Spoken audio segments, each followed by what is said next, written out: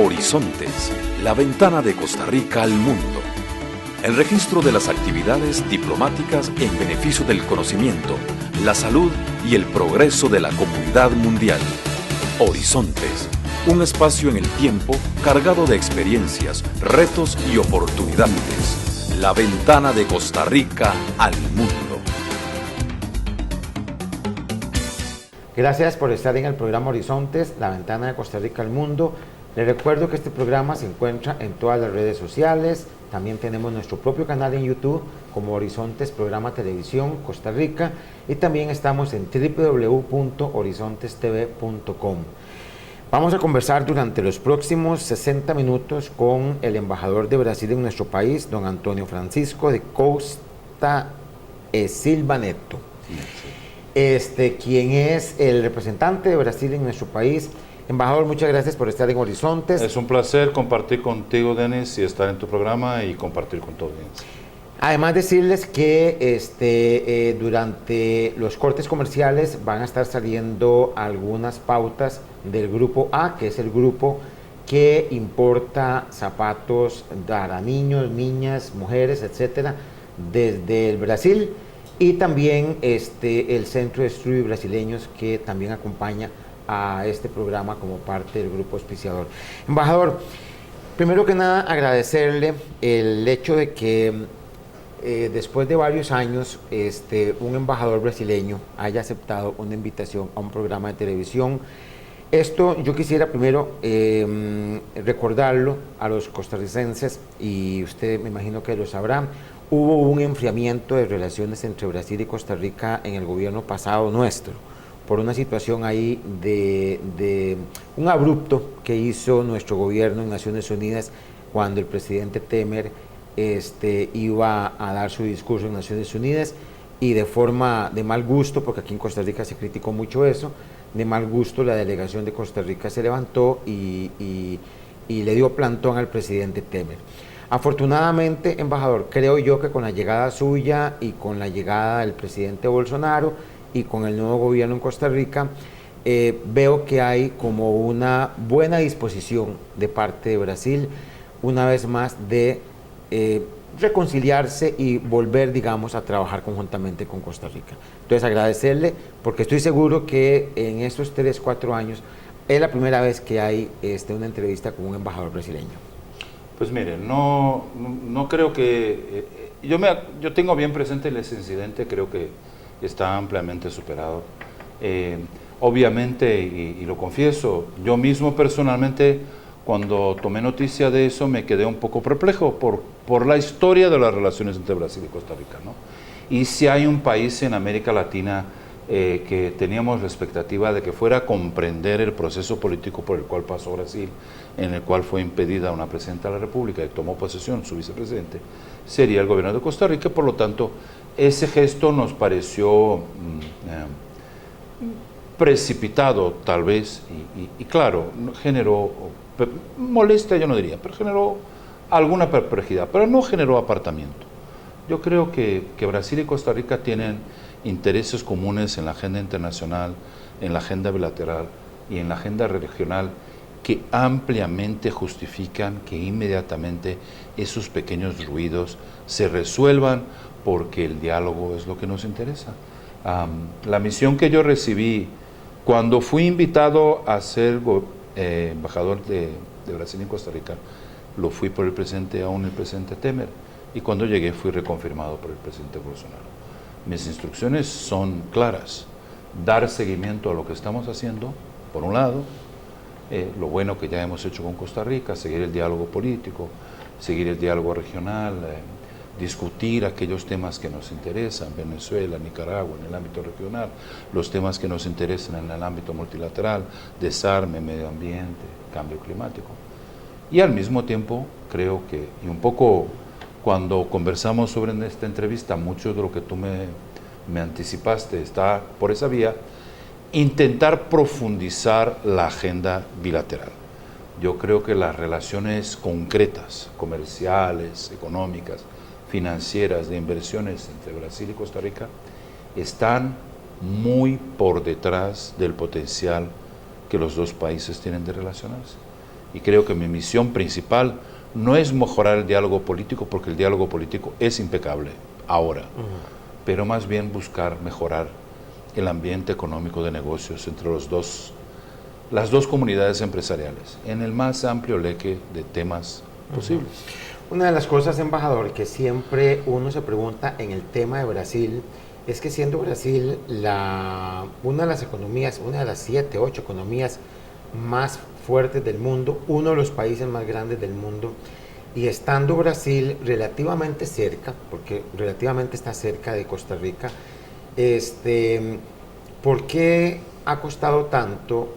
Varias cosas. Primero, embajador, que hayan vuelos directos entre Brasil y Costa Rica para ampliar el turismo, porque es que con tantos años de relaciones entre los dos países, no hay una cámara de comercio brasileño-costarricense. ¿Por qué es que vemos tan poco producto brasileño en Costa Rica cuando el potencial de ustedes es enorme?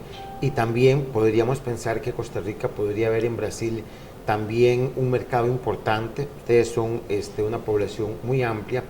Le cuento esto porque con 6, 7 años de relaciones con China ya hay un tratado de libre comercio.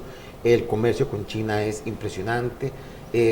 La cooperación con China no deja de ser importante. Entonces, a veces se pregunta uno, y eso no pasa solamente con Brasil, o sea, pasa con los países de Sudamérica. Quizás el país con el que más tenemos relación es con Colombia y hay mucha empresa colombiana. Pero si usted se fija, embajador, Ecuador, Perú, Argentina, Uruguay, ni qué decir Paraguay y Brasil también, o sea, nos vemos como que fuéramos de continentes distintos. ¿Qué es el tema o qué podría ser lo que genera que Costa Rica y Brasil, en este caso en particular, tengan tan poco comercio, tan poca relación de empresas, por ejemplo, que vengan a Costa Rica a invertir o a la inversa? Mire, yo creo que las circunstancias son variadas. Yo diría que, por un lado, es natural, creo, que los dos países hayan concentrado su foco de interés comercial en su entorno inmediato. En el caso Costa Rica-Colombia, Costa Rica-Centroamericanos, y en el caso de Brasil, Argentina, Paraguay, Uruguay y nuestros 10 vecinos. No se olvide que Brasil tal vez sea el país de América Latina que tiene, o del mundo, no estoy seguro, creo del mundo incluso, que tiene más vecinos. Tenemos 10 vecinos, ¿verdad? Y con los dos países de Sudamérica con los cuales no tenemos frontera, tenemos una amistad sin límite, que es con Chile y con Ecuador. Y con todos ellos, o vía Mercosur, o vía la Asociación Latinoamericana de Integración, tenemos acuerdos comerciales o de inversiones. Creo que Centroamérica ha quedado rezagada, no por culpa de falta de interés de Brasil. Brasil, por intermedio del Mercosur, ha venido proponiendo a los países centroamericanos en el ámbito del SICA, específicamente, que buscáramos de alguna manera explorar un acuerdo de asociación parecido con el modelo que ustedes finalmente firmaron con la Unión Europea y que nosotros recientemente concluimos también con la Unión Europea. Ese es el modelo que Brasil originalmente y el Mercosur había propuesto a Centroamérica, como lo había propuesto también a la Unión Europea. Piense, en los dos casos los acuerdos fueron propuestos más o menos a la misma época. El europeo anduvo para arriba y para abajo y finalmente se concluyó ahora. Es un acuerdo estratégicamente importante y relevante. Con Centroamérica las conversaciones no anduvieron, no pareciera que hubiera de nuestros partners centroamericanos interés. Es mi intención, y ya lo he dicho incluso a la ministra Diala Jiménez, volver a conversar sobre eso y ver de qué manera nosotros podemos tener un acuerdo de libre comercio con los países del CIECA, básicamente, o sea, los países del sistema económico centroamericano, que son los del Istmo, ¿verdad? Que son los mismos países que firmaron con la Unión Europea y que ahora firmaron con el Reino Unido. Nos parece que la principal razón, tal vez por la cual estas negociaciones no hayan avanzado, es lo que yo llamo un temor reverencial y justificado al poder agrícola de Brasil, de Argentina, de Paraguay y Uruguay, que es innegable, ¿verdad? Pero yo diría que los intereses comerciales entre América Central y Costa Rica en particular, y el Mercosur y Brasil en particular, no se limitan a la agenda agrícola, ¿verdad? Ni deberían limitarse a la agenda agrícola, ni nosotros somos, para un mercado como el de Costa Rica, una amenaza relevante en materia de agricultura. Al revés, yo creo que una cooperación comercial puede incluso permitir, vía inversiones, una modernización del sector agrícola costarricense, que me parece necesaria y relevante. Convertirlo, como lo es Brasil hoy, en un sector competitivo en el mercado internacional, que no depende de subsidios, que no depende de apoyos indebidos, que es competitivo en todos los mercados, que es competitivo mundialmente. O sea, nosotros podemos poner, Brasil pone productos agrícolas a buen precio y excelente calidad en todos los mercados del mundo. Y con que tengamos acceso lo haremos. Y si hay problemas, eso lo discutiremos. Nosotros tenemos la intención, yo tengo la intención de ver si es posible, al menos durante mi gestión, firmar un acuerdo de inversiones con Costa Rica. Brasil ha firmado acuerdos de inversiones con varios de sus partners en la región y extrarregionales. El acuerdo que firmamos Mercosur-Unión Europea tiene un capítulo sobre inversiones, está incorporado. No creo que tengamos que esperar un acuerdo de asociación Centroamérica-Brasil para tener un acuerdo de inversiones. Me parece que el acuerdo de inversiones tiene dos ventajas, ¿verdad? La primera, más obvia, es que disciplina las inversiones entre los dos países, Costa Rica y Brasil, crea un marco jurídico legal en donde estas inversiones se acomodan, pero yo creo que lo más importante es que los dos países den la señal política a sus empresas de que hay interés en fortalecer las transacciones entre inversionistas, traer inversionistas brasileños acá y, ¿por qué no?, llevar inversionistas costarricenses a Brasil. Yo creo que hay complementariedad en servicios, en equipos médicos, en un montón de áreas en donde un mayor flujo de inversiones mutuas sería benéfico para los dos países. Y con las inversiones viene el comercio, ¿verdad? Y viene interés. Yo creo que lo que nos está faltando es ese, si usted quiere, empuje, la señal política, para que nuestros empresarios vayan a mirarnos, ¿verdad?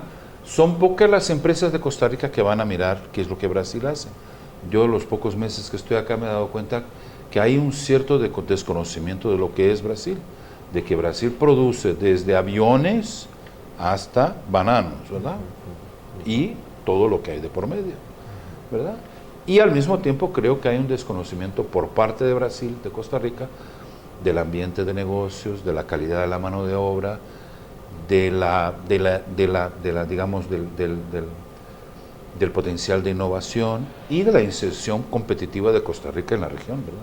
Y es que, embajador, y con esto me voy a ir a un corte comercial, una de las cosas de las que la gente hoy por hoy ve en Brasil es la necesidad de que el portugués ahora es un idioma que se está pidiendo en muchas empresas para poder trabajar, o sea, es requisito fundamental. Antes era solo en inglés, ahora hay empresas que piden el portugués, que piden otros idiomas como parte fundamental de su currículum, y lo cual a mí me da la impresión, embajador, de que de alguna manera esto, de que la gente hable portugués, de que la gente empiece a interesarse en el idioma, va a acercar quizás un poco más. No sé si en el caso brasilero es igual de que el español, digamos, sea parte necesaria para poder trabajar en algunas empresas. Pero, embajador, vamos a irnos a un corte comercial. Recordarle a los televidentes que las personas que nos reporten sintonía al celular, al WhatsApp 88875844 y nos digan de dónde nos están viendo, van a ser acreedores de una rifa de un par de zapatos para mujer, para niña, para niño, etcétera, de parte del Grupo A, que es el grupo que importa zapatos directamente desde Brasil a nuestro país. Regresamos después del corte comercial.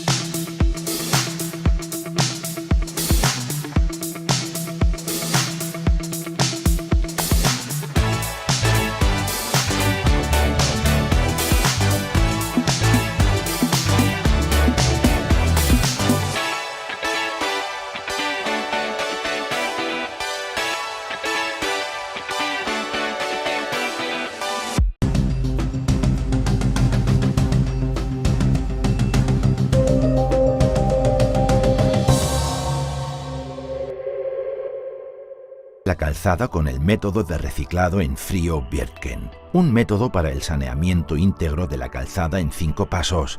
Fresado del asfalto. Esparcimiento de cemento. Estabilización del subsuelo. Creación y colocación de la capa portante. Construcción de la capa superficial. Nuestra animación muestra la secuencia y los pasos individuales de la obra.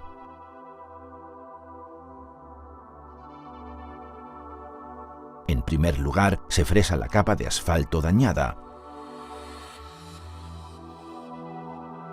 Una fresadora Wirtgen extrae todo el asfalto y carga el granulado fresado directamente en el camión en espera. La carga frontal permite cambiar de camión con rapidez.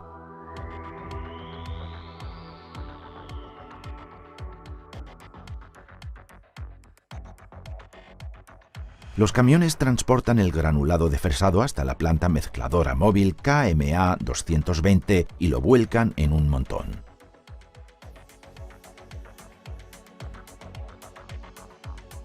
Para estabilizar el subsuelo se esparce cemento. Un pulverizador de aglutinante Streumaster distribuye el cemento con precisión vía compartimentos dosificadores controlados por ordenador.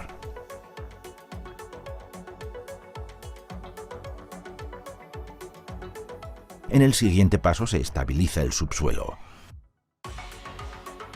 El tratamiento lo realiza una recicladora Wirtgen. El rotor fresador y mezclador mezcla el material con el cemento ya depositado, consiguiendo una masa homogénea agregando agua. Un compactador Ham compacta la capa preparada y un enderezador lleva a cabo el perfilado de precisión. La compactación final es realizada por compactadoras tándem y compactadoras de ruedas de goma. A continuación se recicla el granulado fresado y se incorpora directamente. El tratamiento se efectúa con una planta mezcladora móvil Wirtgen KMA 220. El material amontonado se agrega con una cargadora. Un silo vertical pone a disposición el cemento. Camiones cisterna abastecen a la obra con agua y betún. La KMA 220 genera betún espumoso mediante una pulverización precisa de agua y aire comprimido sobre el betún 25, calentado a 175 grados.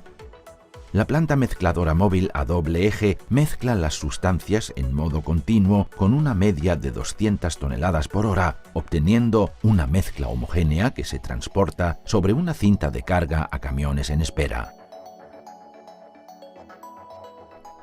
Los camiones transportan la mezcla de nuevo a la obra y una extendedora Vögele realiza el montaje con el perfil y la posición correctos.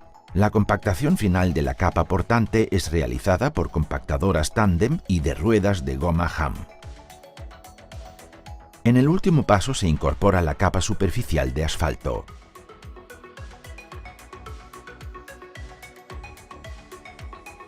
A continuación, las compactadoras tándem realizan la compactación final. Listo, el tráfico puede volver a circular sin problemas tras un breve tiempo de trabajo. Reciclaje del material. Cuidado de los recursos.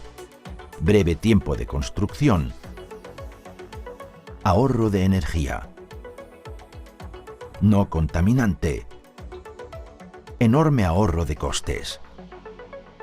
Larga vida útil.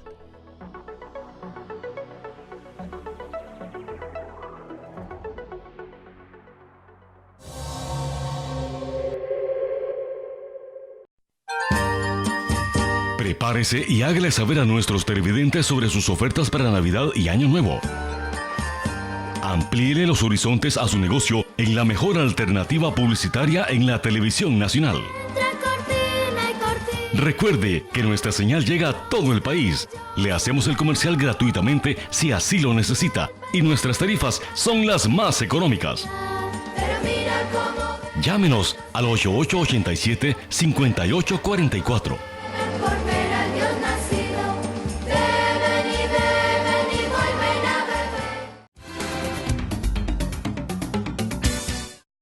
Gracias por continuar con nosotros. Estamos en Horizontes Televisión. Recuerde que estamos en todas las redes sociales, en www.horizontestv.com. Estamos conversando con el embajador de Brasil en Costa Rica.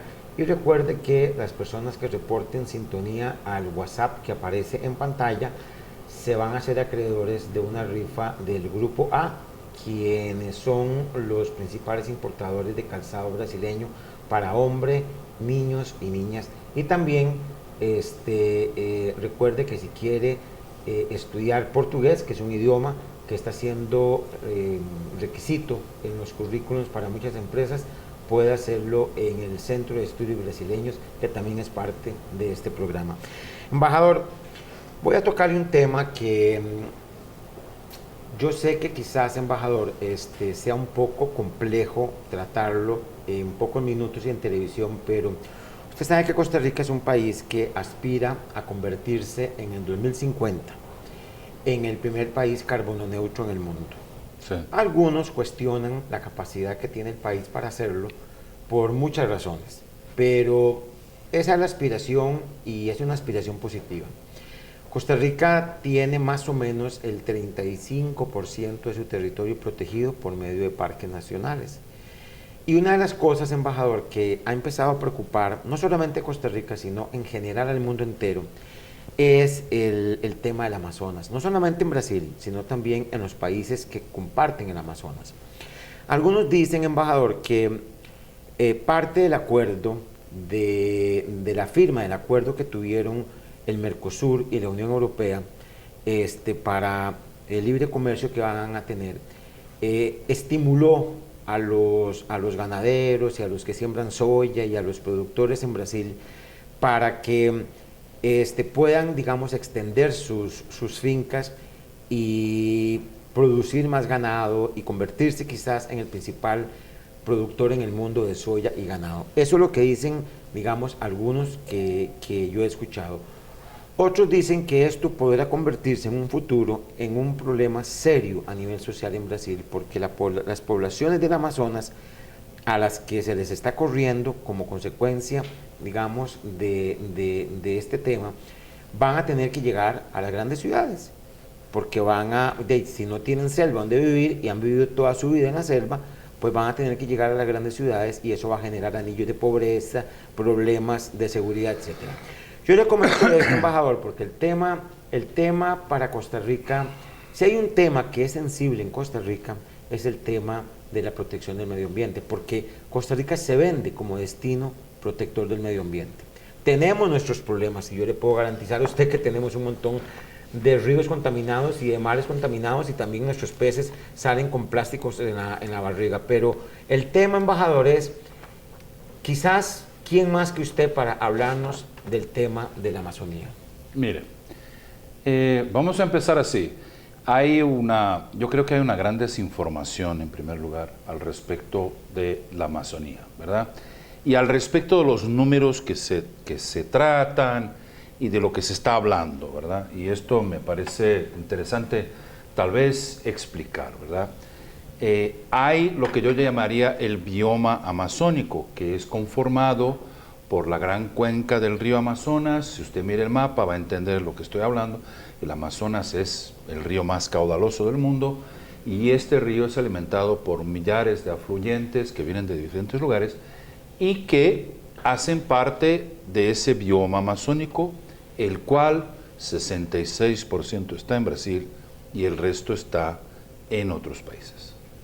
Al contrario de lo que se dice y la gente habla, la primera vez que se habló de la idea de buscar, discutir cómo gestionar de manera sostenible ese gran bioma no fue en la Conferencia de Naciones Unidas en 92, fue cuando Brasil y los países que conforman la cuenca amazónica firmamos un tratado propuesto por Brasil en el 79 que se llama Tratado de Cooperación Amazónica, que ahora ya se ha convertido en una organización. Hacen parte de ese tratado los países que tienen parte del bioma amazónico: Bolivia, Perú, Ecuador, Colombia, Venezuela, Guyana y Surinam. Y tenemos diálogo, evidentemente, con el otro, que no es un país, que es una región de un país, que es la Guyana Francesa. La gente ignora, incluso los franceses, pero la mayor frontera que Francia tiene con un otro país no es con un país europeo, es con Brasil, por la Guyana Francesa. Entonces, la preocupación con la gestión sostenible del bioma amazónico siempre estuvo en la agenda política de Brasil desde los años 40, 50, 60. Lo mismo la protección de las poblaciones originarias, ¿verdad? Las poblaciones originarias de América, lo mismo con la cuestión ambiental, lo mismo con la cuestión de los incendios forestales, lo mismo con la cuestión de la agricultura sostenible. Todo eso siempre estuvo en la agenda de Brasil y eso no ha cambiado, ¿verdad? Lo que yo creo que ha cambiado son algunos factores, ¿verdad?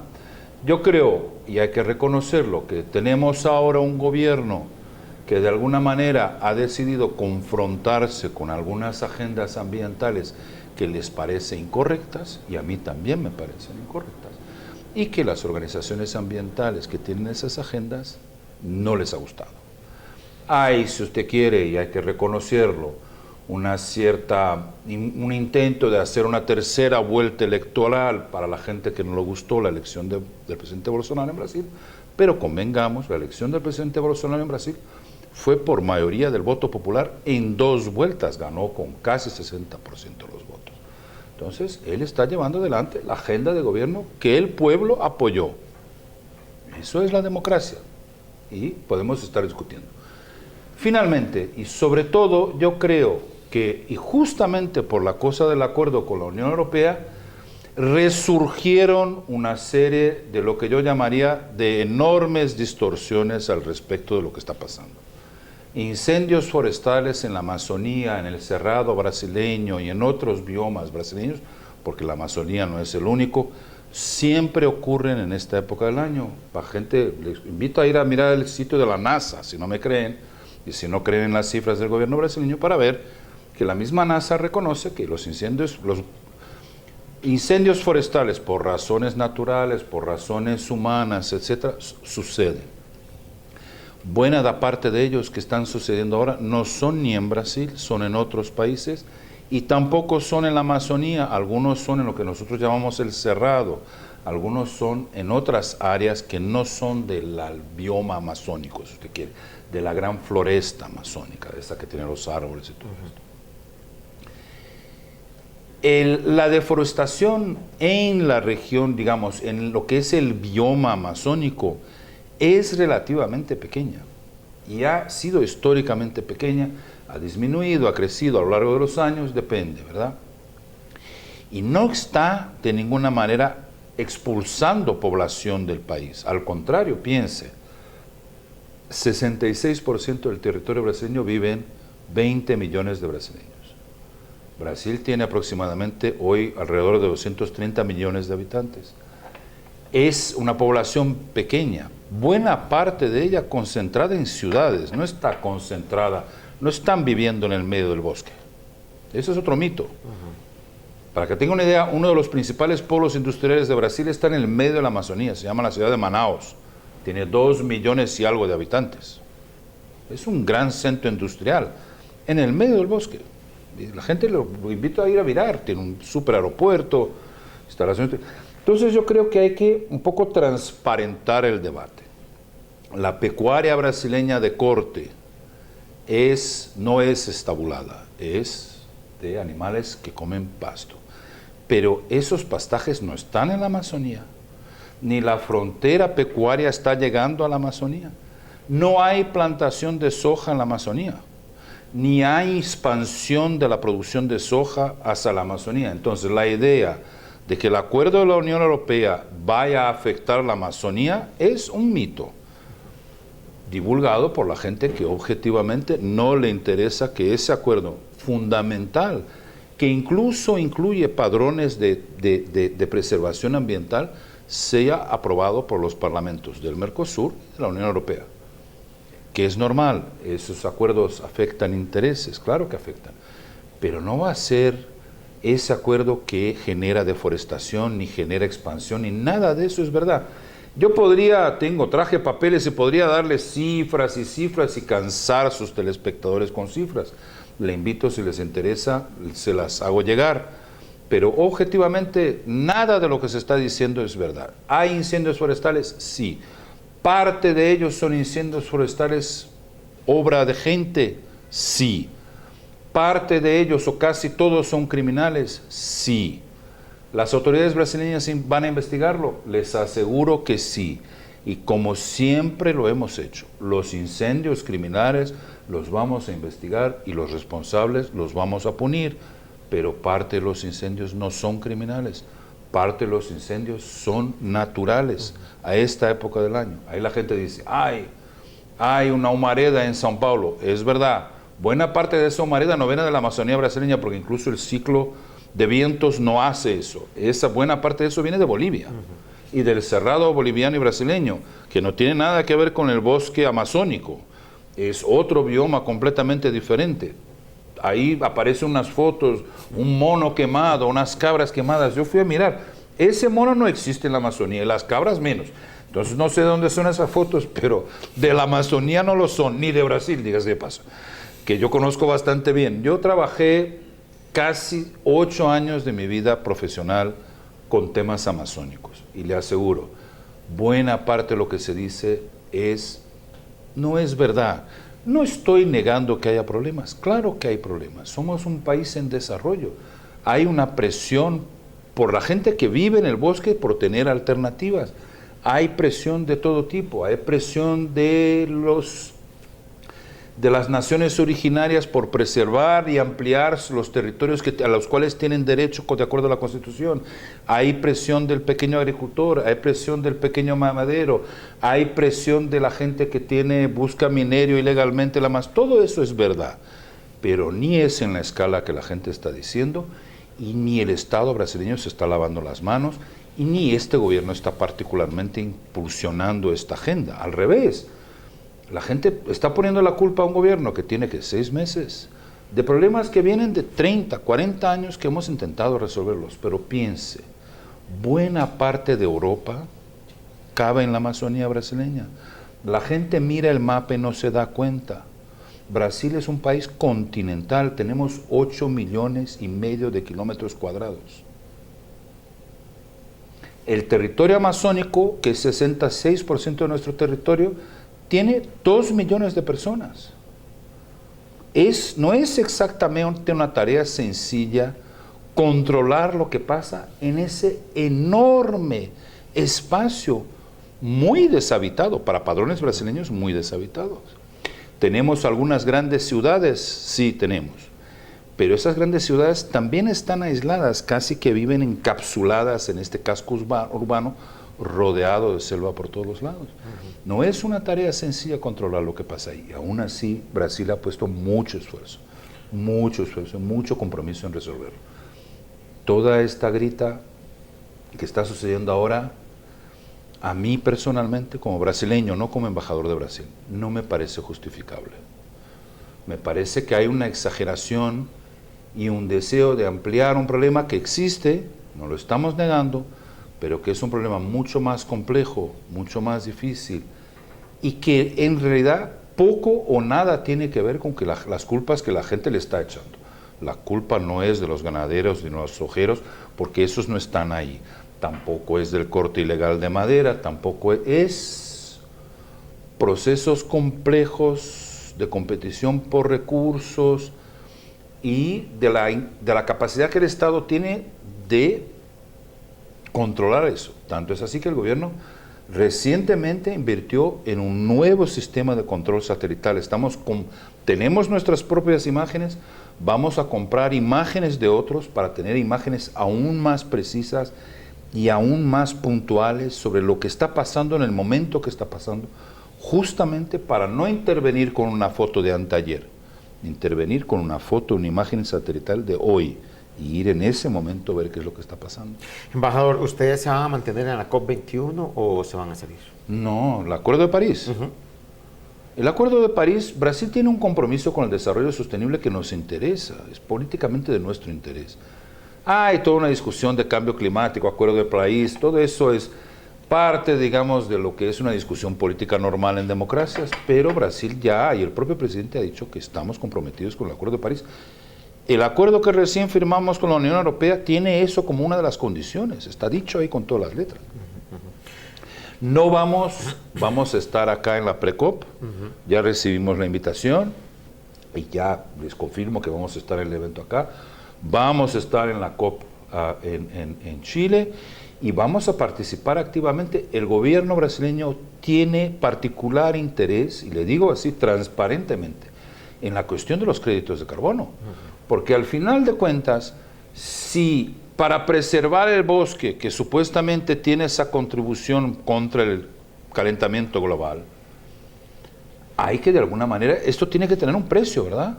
Esta contribución que Brasil da al mundo tiene que tener un precio, porque eso tiene costos, ¿verdad?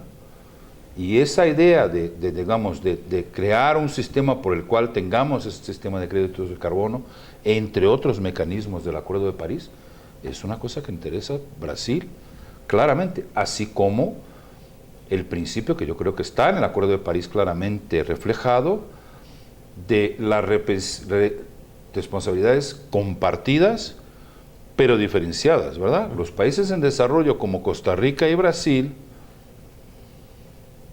tienen responsabilidades compartidas con el mundo, pero tiene diferencias claras con los países en desarrollo que ya usaron sus recursos naturales, que hasta ya los recuperaron en algunos casos, mientras que nosotros tenemos aún que responder a nuestras propias poblaciones, ¿verdad? Y otros que están intentando comprar Groenlandia para ver si acaso pueden...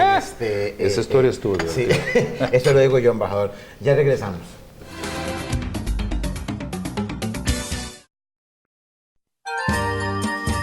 Prepárese y hágale saber a nuestros televidentes sobre sus ofertas para Navidad y Año Nuevo. Amplíele los horizontes a su negocio en la mejor alternativa publicitaria en la televisión nacional. Recuerde que nuestra señal llega a todo el país. Le hacemos el comercial gratuitamente si así lo necesita y nuestras tarifas son las más económicas. Llámenos al 8887-5844.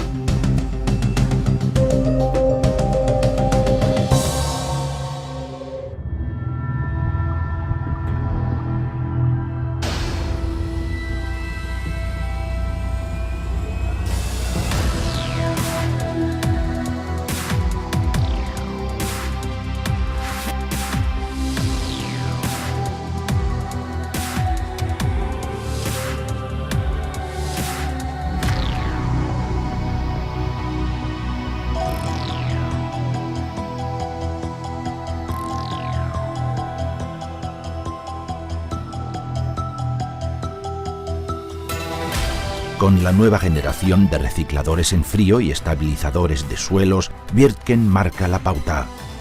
3 máquinas, 3 veces categoría mundial.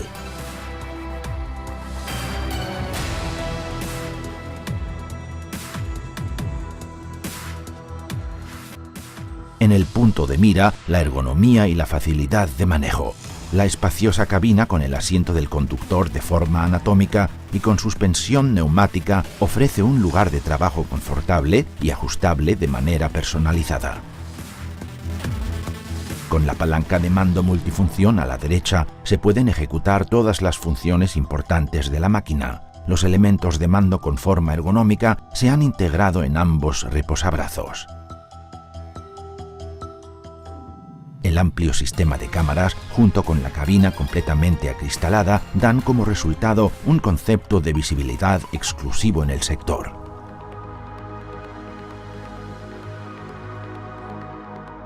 La espaciosa cabina desplazable lateralmente posibilita una excelente vista del canto derecho de trabajo y con ello unos trabajos a ras del canto sin problemas, de forma completamente relajada.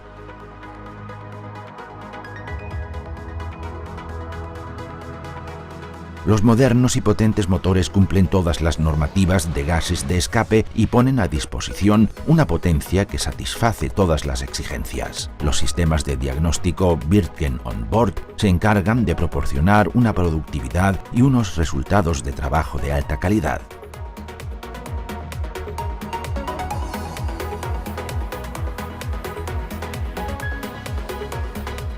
La tracción directa y mecánica transmite la enorme potencia del motor al tambor de fresado y de mezcla, casi sin pérdidas, a través de la cinta de fuerza.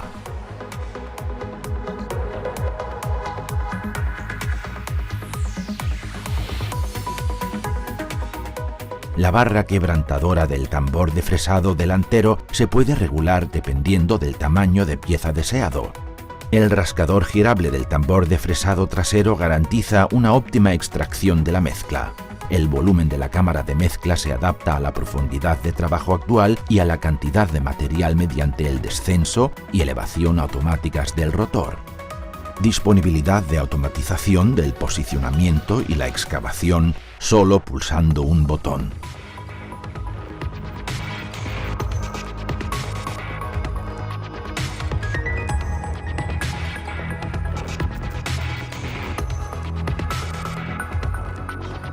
La tracción en todas las ruedas que distribuye uniformemente la fuerza de tracción a las 4 ruedas y los grandes neumáticos antideslizantes garantizan una tracción óptima incluso en los suelos más difíciles.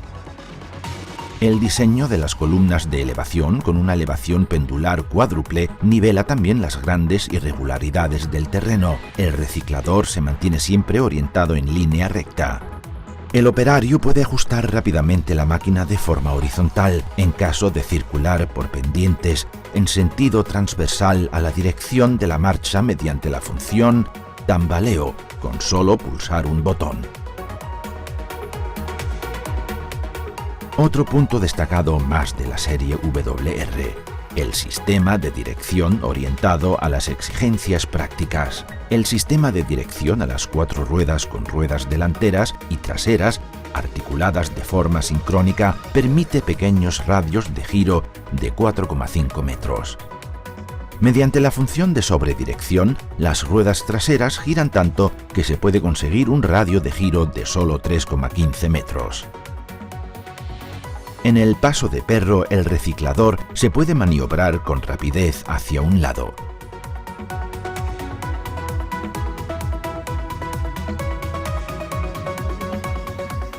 Un factor clave de las medidas de alta calidad del reciclado y de la estabilización es el estricto cumplimiento del volumen prescrito de la dosis. Las varillas rociadoras, con hasta 16 toberas de inyección autolimpiantes controladas por microprocesador, asumen esta tarea en función de los requerimientos. Una varilla inyectora para la adición de agua.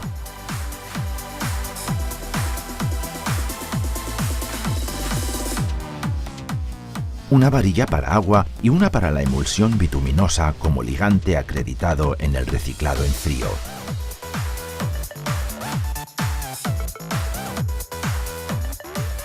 una paraagua y una varilla rociadora con toberas especiales para betún espumado, el aditivo innovador y rentable en el reciclado en frío. El esparcidor integrado de Ligante, la opción para zonas de obras en las que se requiere un trabajo sin polvo. La serie WR de Wirtgen ofrece una amplia gama de aplicaciones en la estabilización de suelos y el reciclado en frío, la solución a medida para cada trabajo. Estabilización de suelos en zonas residenciales.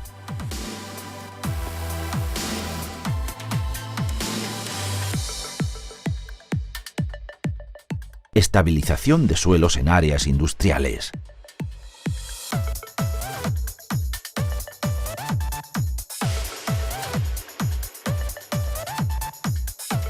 Estabilización de suelos en aeropuertos.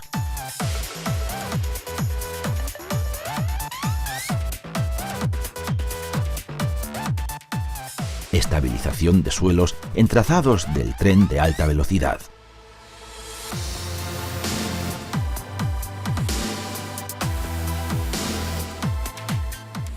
Estabilización de suelos para calzadas.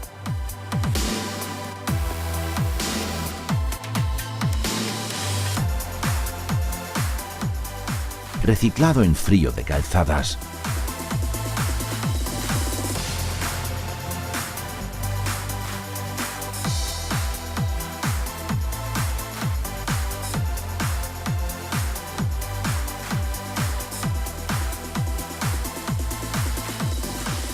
La nueva generación.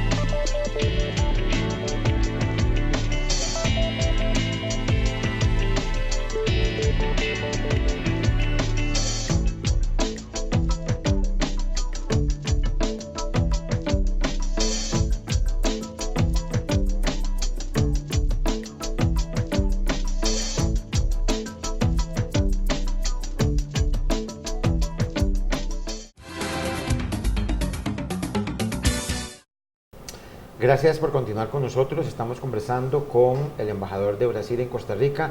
Recuerde que las personas que reporten sintonía al WhatsApp 8887-5844 y nos digan desde dónde están viendo el programa y por qué canal, el grupo A, que es el grupo que importa zapatos desde Brasil para mujeres, niños y niñas, estará rifando 4 pares entre las personas que nos reporten la sintonía.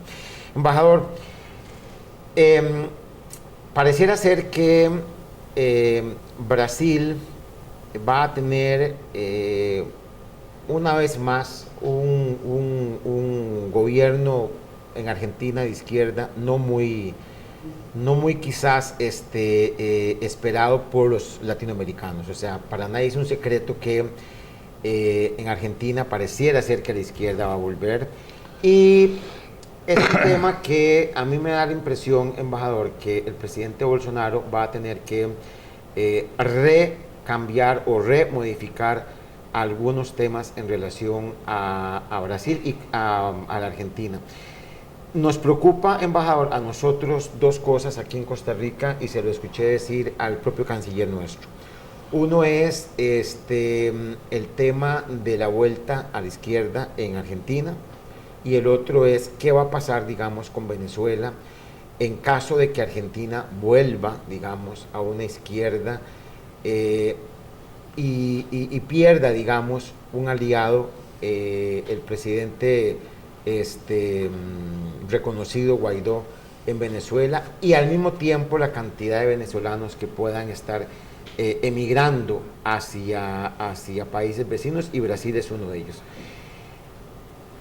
¿Cómo ven ustedes los brasileños o cómo ve el presidente Bolsonaro el tema de la Argentina? Porque el Mercosur prácticamente son ustedes dos, o sea, el Mercosur no sería tal si no fuera Brasil y Argentina. Es más, el Mercosur no sería el Mercosur si no fuera Brasil, el principal socio. Pero si bien es cierto, Paraguay y Uruguay forman parte, el músculo del Mercosur es Brasil y Argentina. ¿Cómo ven ustedes la posibilidad casi real de que vuelva a la izquierda a la Argentina? Déjame empezar por decirle lo siguiente. El músculo del Mercosur no es ni Brasil ni Argentina. El músculo del Mercosur es que las sociedades de los 4 países, argentinos, brasileños, uruguayos y paraguayos, las sociedades, ¿verdad? Pero sin Brasil no existiría. No lo sé. Digamos, la origen es Brasil y Argentina. Claro. Presidente Sarney propuso una serie de acuerdos al entonces presidente Alfonsín que resolvieron los diferendos estructurales y estratégicos que había en Brasil. El acuerdo de cooperación en materia nuclear, por un lado, que permitió incluso la entrada en vigor del Tratado de Tlatelolco, del cual Brasil, Argentina, Costa Rica y todos los sur y centroamericanos y México hacemos parte, ¿verdad? Somos la primera zona libre de armas nucleares en el mundo. La gente se olvida un poco de eso, pero eso es una gran contribución, si quiere, mexicano-brasileña, histórica, ¿verdad? Antes del TNP, antes de todo eso. Eso, nosotros inventamos eso, ¿verdad? Los latinoamericanos, nosotros inventamos un montón de cosas que después se pusieron de moda. Los latinoamericanos tenemos creatividad internacional, ¿verdad? Déjeme decirle, yo creo que el presidente Bolsonaro ya manifestó su opinión personal al respecto de la elección argentina, lo que refleja, claro, su pleno entendimiento con el presidente Macri y el hecho de que de alguna manera el entendimiento entre el gobierno Bolsonaro y el gobierno Macri junto con los gobiernos de Paraguay y de Uruguay, no hay que olvidarlo porque sin los 4 las cosas no andan, ¿verdad? Y Uruguay y Paraguay son socios relevantes para nosotros e iguales en este proceso. Conseguimos relanzar el Mercosur y concluir las negociaciones con la Unión Europea, abrir otros frentes negociadores con el EFTA, con Corea, y queremos abrir con América Central. Entonces, yo creo que la preocupación, si usted quiere, del gobierno, no tanto del presidente, que ya ha expresado su opinión personal, que es la suya y la más sincera. El presidente Bolsonaro tiene la gran calidad de que es muy sincero, ¿verdad? No esconde lo que piensa, y eso tiene sus méritos, a mi juicio. Los diplomáticos tenemos que ser un poco más cuidadosos. Yo diría que a la preocupación es que no volvamos atrás, ¿verdad? Que estos grandes avances de intentar nuevamente relanzar la integración, una integración abierta, una integración competitiva al mercado internacional, defensa del libre comercio, cosas que son importantes para la inserción competitiva de nuestros países en el mundo, ¿verdad? Sobre todo en circunstancias en que parece que los actores que siempre defendieron eso no están tan interesados en defenderlo, ¿verdad? Pero entre Brasil, Argentina, Uruguay, Paraguay y la Unión Europea, por ejemplo, compartimos esos valores. Creo que los compartimos también con Costa Rica y con América Central, lo compartimos con nuestros socios de América del Sur. Por lo tanto, no queremos volver atrás, ¿okay? Eso por un lado. Por otro lado, yo creo que hay que estar atento a la enorme diferencia que hay entre elecciones libres, democráticas en Argentina, y el proceso PASO no fue la elección. Hay que acordarse que el PASO, lo que ellos llaman el PASO, es un proceso de consulta previa para consolidación de candidaturas. En esta circunstancia actual fue muy significativo, porque no había disputas internas entre los bloques políticos, pero aún así las elecciones son en octubre, ¿verdad? Y alguna agua aún ha de correr bajo el puente de ahora hasta las elecciones de octubre, ¿no? Vamos a ver, nada está dado. Pero el pueblo argentino elegirá libremente. El pueblo venezolano no elige libremente a nadie. Y cuando eligió, inmediatamente el gobierno Maduro intervino para sacar la legitimidad al único foro efectivamente democráticamente electo en Venezuela, que fue la Asamblea. Nada de eso va a pasar en Argentina, ni ha pasado tampoco en Brasil, ni en Uruguay, ni en Paraguay, ni en el resto de la América Latina, exceptuado unos cuantos socios que nosotros todos conocemos. Por lo tanto, juntar lo que está pasando con Argentina con lo que está pasando con Venezuela me parece un salto lógico que no está claro. El candidato Fernández, que viene con la señora Kirchner como vicepresidenta, ya ha declarado que considera lo que está pasando en Venezuela una dictadura. Lo ha dicho, ¿verdad? Y creo que lo ha dicho porque yo no he estado en Argentina en los últimos tiempos, pero tengo muchos amigos argentinos. Yo dudo mucho que la opinión pública argentina, de derecha, de izquierda, de centro, esté de acuerdo con lo que está pasando en Venezuela, ¿verdad? Salvo unos cuantos ultraconvictos, ¿verdad? Pero la gente que está enterada con lo que está pasando en Venezuela no tiene cómo solidarizarse con eso.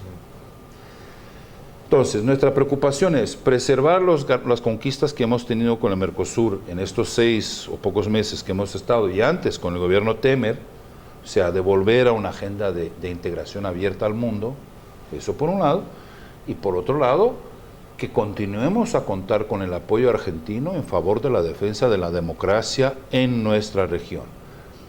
Latinoamérica fue el primer lugar en donde ganó centralidad la idea de que tenemos que tener vecinos democráticos. Esto nos parece absolutamente fundamental. Y yo creo, puede ser que esté equivocado, yo creo que bajo esos ejes podemos continuar trabajando con gobiernos de derecha, de izquierda, de centro. Si estamos en estos entendidos básicos que conforman nuestra visión de mundo, lo demás son diferencias puntuales que podamos tener, que son naturales, ¿verdad? Vamos a ir al último corte comercial, embajador, para regresar ya a la parte final del programa. Y recordarles que tenemos 4 pares de zapatos del grupo A que están para ser rifados si nos mandan un WhatsApp desde donde nos están viendo y por qué canal nos están viendo. Ya volvemos.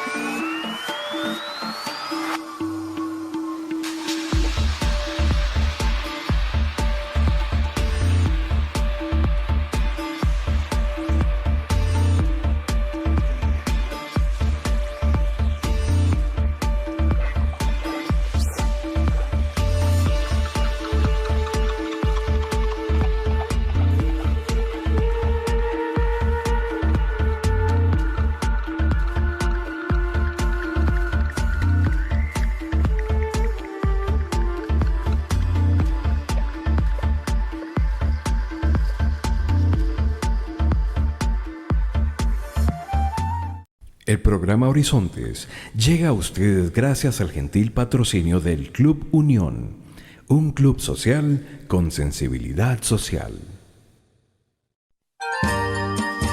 Prepárese y hágale saber a nuestros televidentes sobre sus ofertas para Navidad y Año Nuevo. Amplíele los horizontes a su negocio en la mejor alternativa publicitaria en la televisión nacional. Recuerde que nuestra señal llega a todo el país. Le hacemos el comercial gratuitamente si así lo necesita y nuestras tarifas son las más económicas. Llámenos al 8887-5844.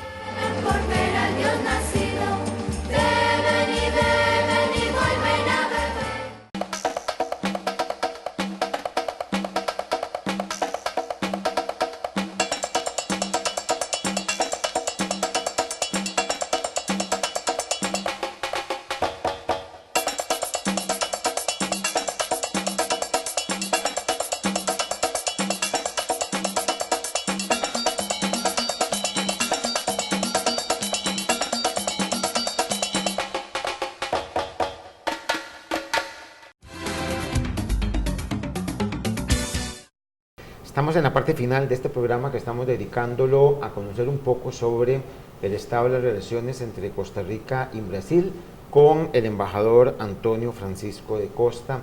Embajador, antes de darle la palabra, agradecerle una vez más el que usted haya tenido la exclusiva participación en un medio de comunicación en Costa Rica después de tantos años de haberlo intentado con otros embajadores, pero ahora, gracias a Dios, tenerlo ya como uno más, digamos, de los embajadores que nos visitan semanalmente en el programa. Embajador, ¿cómo ve usted a Costa Rica?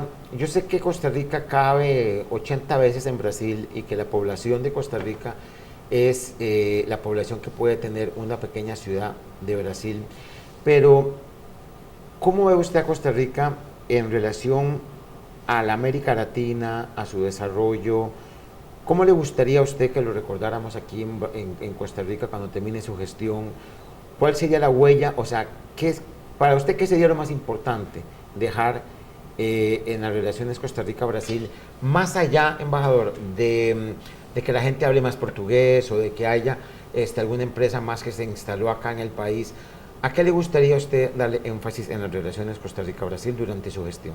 Bueno, en primer lugar decir que gracias por la invitación. Estoy siempre disponible. Gracias. A mí me parece que dialogar con el público por los medios de prensa es una manera necesaria y eficaz de defender los intereses de Brasil acá, y quiero decir que estoy a su disposición, como a los demás medios, para conversar de la manera más transparente posible. Usted ha visto que, afortunado o desafortunadamente, yo no mido mucho las palabras. Y en segundo, porque mi castellano no está tan mal. Y en el caso de Costa Rica, esto me deja particularmente feliz, porque yo llego a un país en donde hablar portugués mucha gente lo habla y lo habla bien. Creo que obra sobre todo del Centro de Estudios Brasileños, y eso es una cosa que yo voy a intentar trabajar para consolidar.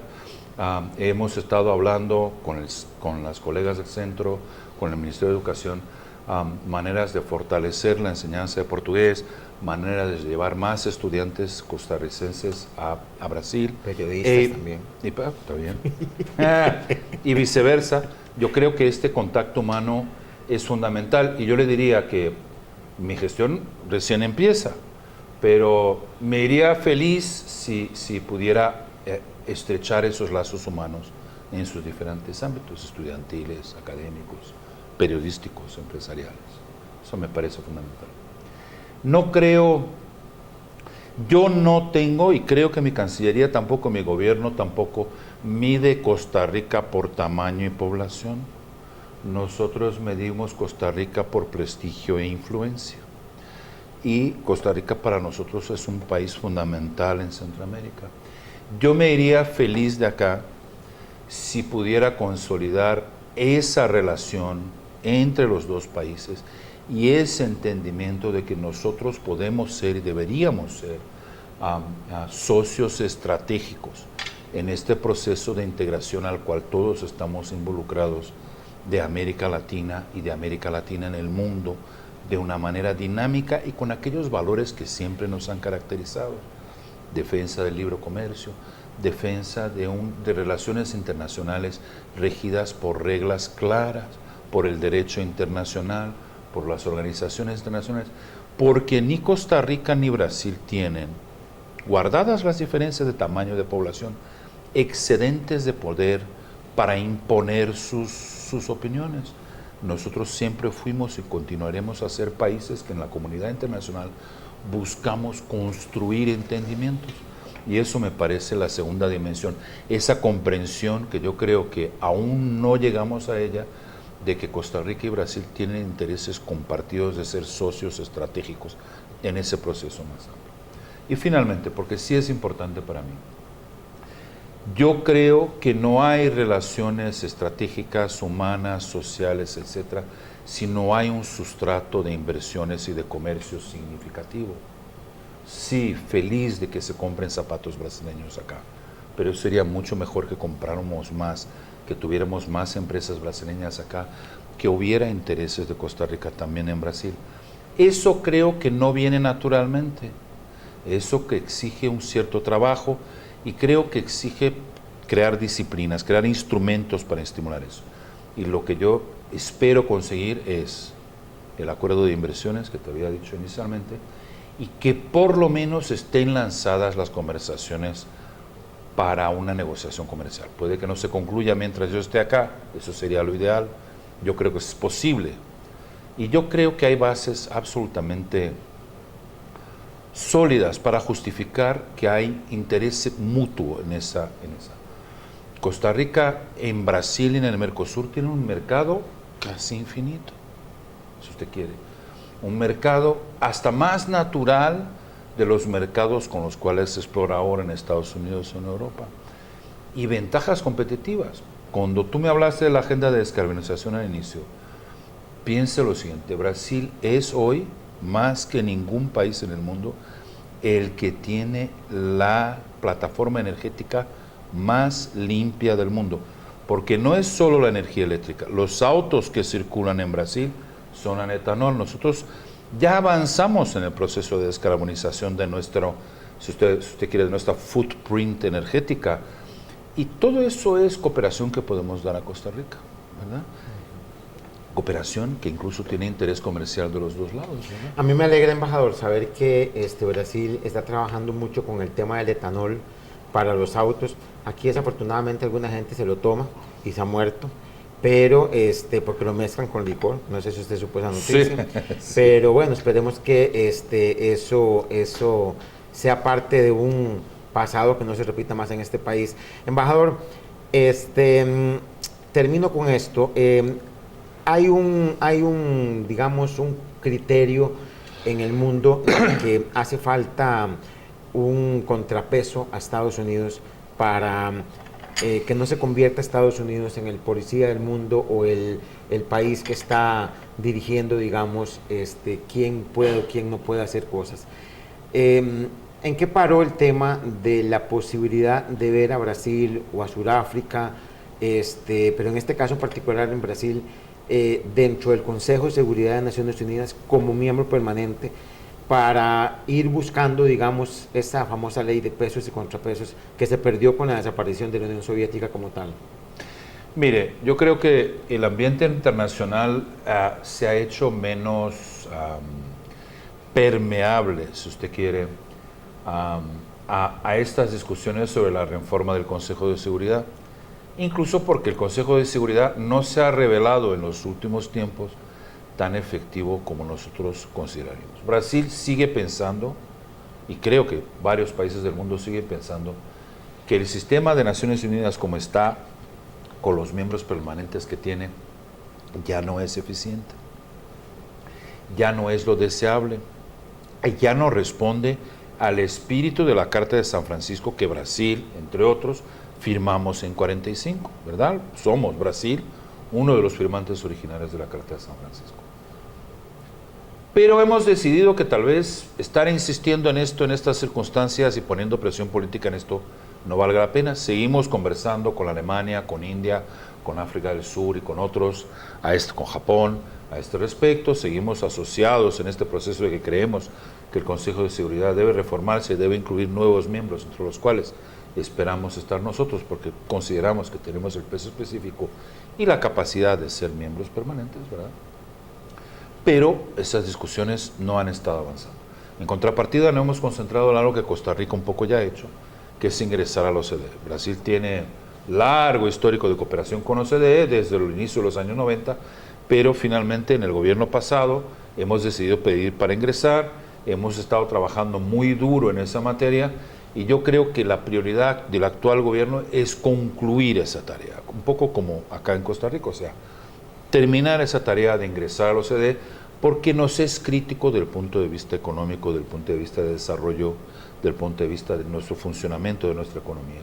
Nos parece relevante participar de la OCDE como una plataforma, si usted quiere, de aprendizaje y de intercambio de experiencias mutuas.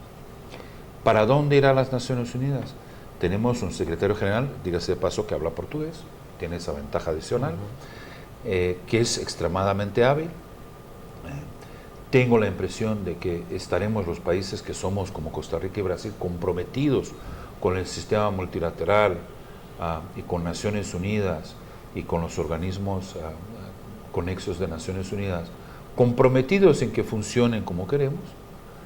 No hemos encontrado eco en las principales potencias que por razones variadas un poco se han enajenado de esa agenda multilateral, pero creemos que, yo personalmente estoy convencido, y le digo con sinceridad, no es una esperanza vana de mi parte como diplomático, y es que más temprano que tarde, todos estos países, que ahora tal vez no estén entendiéndose tan bien, van a darse cuenta de que la única manera de resolver la convivencia de las naciones en este mundo que es nuestro, que es de todos, que es de los humanos, ¿verdad?, es por la cooperación y el diálogo.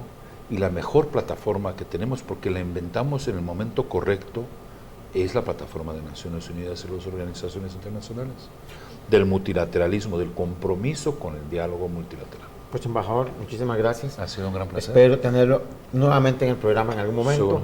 A ustedes recordarles que nos vemos la próxima semana con otro embajador y manden desde donde nos están viendo al WhatsApp que aparece en pantalla para que se ganen un par de zapatos brasileños. El embajador los recomienda muy bien. Como de costumbre, nos vemos la próxima semana y muchas gracias por haber estado en Horizontes, la ventana de Costa Rica al mundo.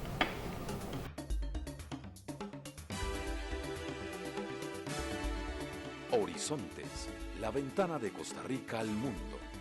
El registro de las actividades diplomáticas en beneficio del conocimiento, la salud y el progreso de la comunidad mundial.